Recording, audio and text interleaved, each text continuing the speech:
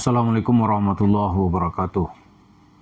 Para pemirsa, saat ini jemaah masjid Kota Wisata, tepatnya yang menjadi korban penipuan Yusuf Mansur dalam paket Jabal Nur yang berubah menjadi Jabal Nar,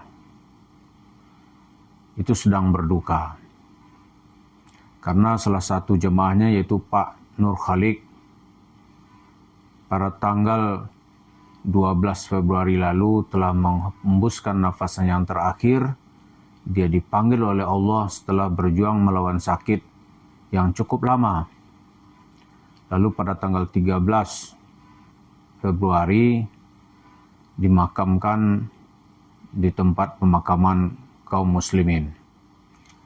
Hal ini perlu kita ulas karena dengan meninggalnya Pak Nur Khalik ini, perjuangan untuk menegakkan keadilan dan kebenaran akan terus dilaksanakan. Karena itu, apa yang dilakukan oleh Pak Nur Khalik ini, di tengah sakit-sakitnya dia terus berjuang untuk menjelaskan kepada masyarakat, inilah kami yang sedang dizalimi oleh Yusuf Mansur. Semoga amal jariah Pak Khalik itu akan dibalas oleh Allah, diampuni dosanya, dilapangkan kuburannya, dan diberikan perlindungan di hari yang tidak ada perlindungan di saat itu, di Yaumil Mahsyar. Semoga Pak Khalik bisa tenang dan meninggalkan keluarga juga dalam keadaan ketenangan. Inna lillahi wa inna ilaihi raji'un. Bagi Pak Nur Khalik ini, saya pribadi mengenal beliau tahun 2021 yang lalu, ketika suasana COVID sedang gawat-gawatnya di tanah air kita. Tapi rupanya Allah ingin memberikan i'tibar atau pelajaran buat kita bahwa Allah lah yang maha kuasa gitu. Pak Khalik yang sakit-sakit itu selamat menghadapi COVID. Tapi banyak teman-teman kita yang sehat-sehat itu juga lewat dan meninggal ketika COVID. Tapi Pak Khalik selamat gitu. Padahal sakit beliau itu ketika saya bertemu jalannya sudah terpincang-pincang gitu. Dan beberapa hari yang lalu ada lagi penyakit klep jantungnya yang bermasalah. Pak Nur Khalik ini kita ulas, inilah contoh atau sosok orang yang terzalimi oleh Yusuf Mansur. Padahal secara akademis, beliau ini adalah seorang insinyur dari ITB dan istri beliau juga seorang dokter. Di hari tuanya, dia ingin mendekatkan diri kepada Allah. Lalu ada tawaran Yusuf Mansur bahwa dengan berinvestasi membela rumah tahfiz, membesarkan rumah tahfiz yang amalnya sepanjang hayat, bahkan setelah meninggal. Beliau rupanya cepat tertarik dan percaya, dia jual rumahnya. Maka di hari tuanya itu dia berharap hidupnya tenang. Begitu modalnya dia serahkan ke Yusuf Mansur, oleh Yusuf Mansur uang ini dibawa lari. Dalam tanda kutip ditipu gitu. Lalu pada saat yang sama Yusuf Mansur membangun rumah warung steak and shake. Maka itulah yang bertebaran sekarang. Dan sampai di hari tuanya Pak Nur Khalik ini mengontrak rumah dengan terlunta-lunta karena jika dia ditinggalkan oleh istri beliau yang seorang dokter. Jadi apa pelajaran buat kita dari cerita ini? Yang pertama, itu Yusuf Mansur itu memang nggak ada itu rasa empati, rasa kasihan. Oh, orang seperti Pak Nur Khalik yang sudah mempercayakan nasibnya saja, itu sampai meninggal pun dia nggak kenal itu. Nggak ada rasa simpati, padahal dia tuh mengemis-kemis dulu untuk minta orang supaya mau berinvestasi gitu. Tapi nggak ada.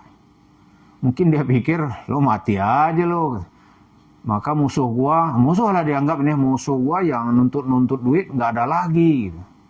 Tapi dia lupa ya. Kalau orang dari dalam kubur itu biasanya suaranya lebih nyaring. Ya kan? Itu yang dipopulerkan dulu oleh pejuang-pejuang di zaman Hindia Belanda.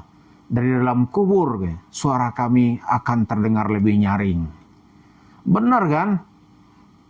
Tahun 37, ya 1935 itu Gubernur Jenderal Belanda di sini masih sombong. Kami perlu di sini 100 tahun lagi baru kita berdamai untuk Indonesia merdeka. Tahunnya 7 tahun kemudian, ya kan, 1942 dia sudah kekuasaan Hindia Belanda di sini diambil alih oleh Jepang. Dan tahun 1949, 7 tahun berikutnya dia mendatangani pengakuan kedaulatan Indonesia. Itu manusia sombong. Nah, Yusuf Mansur nggak boleh dong.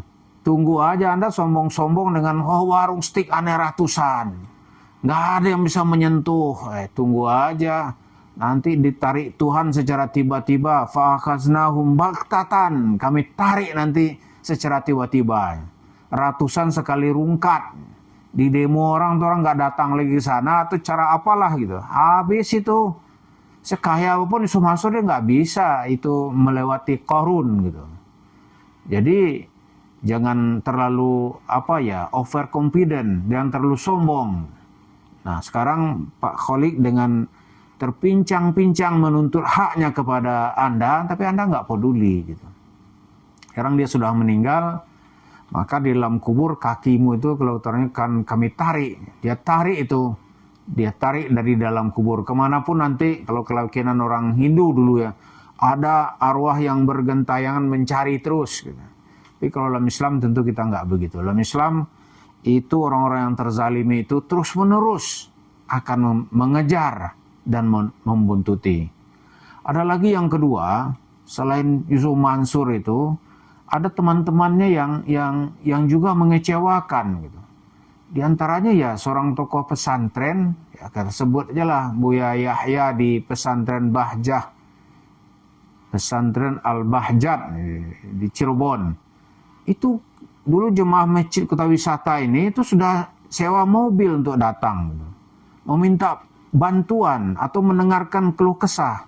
Tapi apa yang terjadi? Begitu masuk kota Cirebon langsung dibatalkan oleh tim administrasi pondok dengan alasan Buya ini ke Jakarta. Tahu-tahu besoknya dia tampil dalam medsos bersama Yusuf Mansur. Itulah sekarang Buya Yahya juga sedang dihujat oleh netizen karena sikapnya yang ingin mengumpulkan uang seperti Yusuf Mansur. Yang kedua, logika beragamanya yang mulai dipersoalkan. Karena itu hukum terakhir nanti adalah hukum keadilan Tuhan. Ya, dengan meninggalnya Pak Kholik, kita akan terus melanjutkan cita-cita beliau.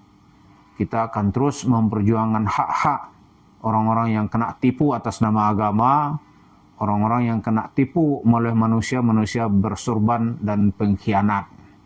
Itu sekarang yang sedang dimotori oleh Yusuf Mansur dan kawan-kawannya. Semoga apa yang kita sampaikan ini kita hantarkan Pak Kholik di dalam keadaan husnul khatimah. Semoga apa yang dia perjuangkan tetap akan kita lanjutkan. Antum as-sabiq ya Pak Kholik, wa nahnu al-lahiq, ya kan? Atau antumus sabiqun Pak Kholik dan teman-teman, wa nahnu al-lahiqun. Demikian, terima kasih. Assalamualaikum warahmatullahi wabarakatuh.